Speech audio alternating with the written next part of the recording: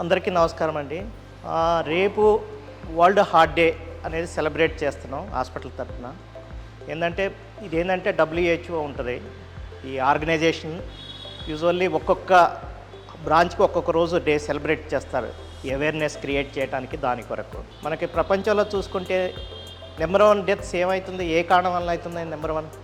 Number one deaths ఏంటంటే heart వలన ఎక్కువ మరణాలు అవుతున్నాయి వరల్డ్లోనే కాదు, మన ఇండియాలో కూడా చాలామంది.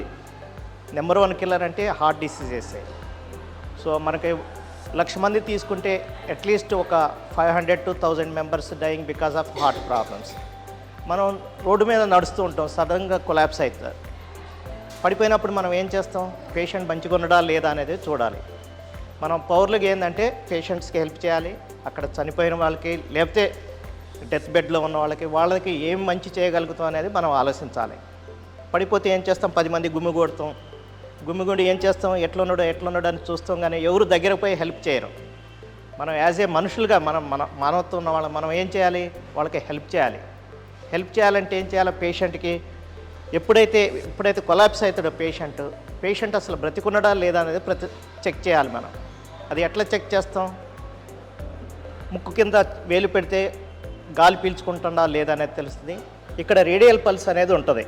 రేడియల్ పల్స్ని మనం చెక్ చేసినప్పుడు ఏంటంటే అది కొట్టుకుంటూ ఉంటే మనకు తెలియదు. ఇంకొకటి ఏంటంటే ఈ చెస్ట్ను మూవ్మెంట్ చూడండి, పైకి లేస్తూ కిందకు వస్తుందా, దానికి బ్రీతింగ్ ఉందా లేదా అనేది మనకు తెలుస్తుంది. ఇంకొకటి ఏంటంటే పిలిచినప్పుడు పలకలేదనుకోండి, పేషెంట్ ప్రాబ్లీ అన్కాన్షియస్ స్టేట్లో ఉన్నదని మనం అనుకోవాలి. అటువంటిప్పుడు మనం ఏం చేయాలంటే ఆ టైంలో మనం చేసిందే పేషెంట్కి హెల్ప్ఫుల్ ఉంటుంది. గంట తర్వాత చేసింది ఏమి ఉండదు. ఆ టైంలో మనం హెల్ప్ చేసి CPR అనేది చేస్తే, CPR అంటే ఏంటంటే కార్డియో పల్మనరీ రిసస్టేషన్. మెయిన్ ఉద్దేశం ఇది పెట్టడానికి ఏంటంటే మీకు ఇటువంటి సిచ్యువేషన్ ఎదురైనప్పుడు మీరు ఎట్లా రెస్పాండ్ కావాలనే ఉద్దేశంతోనే ఈ ప్రోగ్రాం పెట్టాం, లేమేన్ కూడా. సో మనం ఎప్పుడైతే పేషెంట్ కొలాప్స్ అవుతాడో ఈ 3 సైన్స్ చూడండి. బ్రీతింగ్ చూడండి, హార్ట్ బీటింగ్ ఉందా లేదా చూడండి.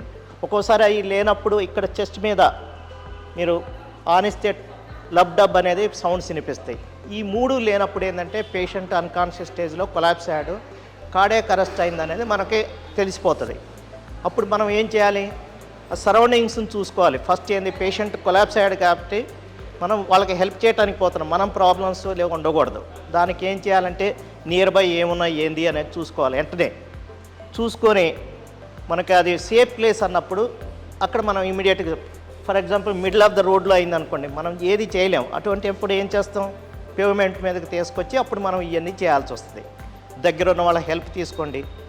వెంటనే మనం ఫస్ట్ చేయాల్సింది ఏంటంటే, మీకు ఫోన్, అందరికీ సెల్ ఫోన్స్ ఉన్నాయి నవేడేస్.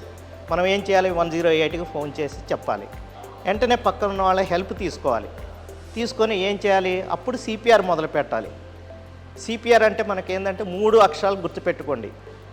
ABC అనేది ఉంటుంది, అందరికీ తెలుసు కదా, ఇంగ్లీష్ చాలా మందికి తెలిసి ఉంటుంది. ఏ అంటే ఎయిర్వే అంటే మనకు బ్రీతింగ్ సరిగా ఉందా లేదా అనేది.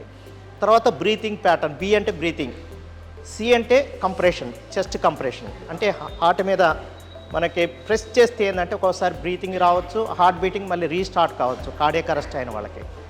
ఈ ప్రాసెస్ చేయటం ఇదే మోస్ట్ వాల్యుబుల్. మనకి పేషెంట్ చేయగలగాలంటే మనం వెస్ట్రన్ కంట్రీస్లో చూసుకోవాలనుకోండి, అమెరికా కానీ, రష్యా కానీ, బ్రిటన్ కానీ, వాళ్ళకందరికీ ఇవన్నీ ట్రైనింగ్ ఉంటుంది. ప్రతి ఒక్కరికి స్కూల్ డేస్ నుండే వాళ్ళకి ట్రైనింగ్ చేస్తారు. మన ఇండియాలో అది లేదు. ఇక్కడ నోటి దగ్గర పెట్టేసి మనకు బ్రీతింగ్ ఉందా లేదా చూడాలి, చెస్ట్ మూమెంట్ చూడాలి, పైకి లేస్తూ ఉందా లేదా, అండ్ పల్స్ చెప్పాను కదా. ఈ మనకి ఆమ్ ఉందనుకోండి, ఈ సైడ్న ఒకటి ఉంటుంది, ఈ సైడ్న ఒకటి ఉంటుంది పల్స్. మనకు మోస్ట్ చూసేది ఏంటంటే ఈ తంబు సైడ్ ఉన్నదాన్ని మనం చూడాలి. ఇట్లా పెడితే మీరు పెట్టుకొని చూడండి, అందరికీ పెట్టుకొని చూడండి. ఇక్కడ ఈ గ్రూవ్లో ఉంటుంది, 2 టెండన్స్ తర్వాత ఇక్కడ ఉంటుంది. పాల్పేట్ అవుతుంది కదా, అది చూడాలి ఫస్ట్. పాల్పేట్ అవుతుందంటే పేషెంట్ ఈజ్ ఎలైవ్ అని అర్థమైంది కదా. సో అటువంటిప్పుడు ఏం చేయాలంటే మనకి ఇమీడియట్గా ఈ ఒక్కొక్కసారి ఏమి వినిపించలేదనుకో జస్ట్ మనం చూడవచ్చు, మనం గుండె దగ్గర చెవి పెట్టి వినిపించవచ్చు. అది అందరికీ చేయదు కాదు. ఫీమేల్ పేషెంట్స్ ఉంటే మనం చేయలేము, ఓన్లీ మేల్ పేషెంట్స్, పిల్లలు కానీ వాళ్ళు ఉంటే మనం చేయగలుగుతాం. ఓకే.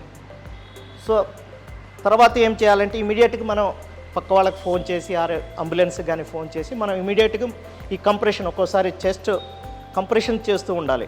నిమిషానికి ఎన్నిసార్లు? 100 సార్లు కంప్రెస్ చేస్తే ఒక 2-3 మినిట్స్ కంటిన్యూ చేయాలి, 5 మినిట్స్ కంటిన్యూ చేస్తూనే ఉండాలి. చేస్తే ఏంటంటే పేషెంట్ బ్రతికే ఛాన్సెస్ ఉంటుంది ఆ టైంలో.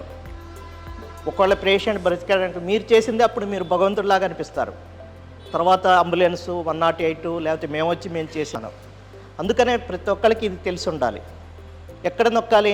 లెఫ్ట్ సైడా రైట్ సైడా కాదు, చెస్ట్ మధ్యలో నొక్కుతూ ఉండాలి. చెస్ట్ మధ్య ఇక్కడ జిఫిస్టర్న ఉంటుంది కదా, తీసుకొని ఇది తంబుతో మనం చేస్తూ ఉండాలి. ఇది ఉంటుంది కదా పామ్, ఇట్లా పెట్టి ప్రెస్ చేస్తూ ఉండాలి నిమిషానికి. ఇది మనం ప్రెస్ చేసినప్పుడు ఏంటంటే అట్లీస్ట్ 5 to 6 సెంటీమీటర్స్ కిందకి వెళ్ళాలి. మామూలు పైన అంటే కాదు, అట్లీస్ట్ 5 సెంటీమీటర్స్ 6 సెంటీమీటర్స్ కిందకి వెళ్ళాలి. అంటే ఏంది 2 to 3 ఇంచెస్ అది ప్రెస్ కావాలి. అప్పుడే హార్ట్ ప్రెస్ అవుతుంది. హార్ట్ ప్రెస్ అయినప్పుడు ఏంటంటే మనకి బ్లడ్ సర్క్యులేషన్ బ్రెయిన్కి కానీ అదర్ పార్ట్స్కి ఎక్కువ అవుతుంది. సో ఇదేంటంటే మనం ఇది చేస్తూనే ఉండాలి.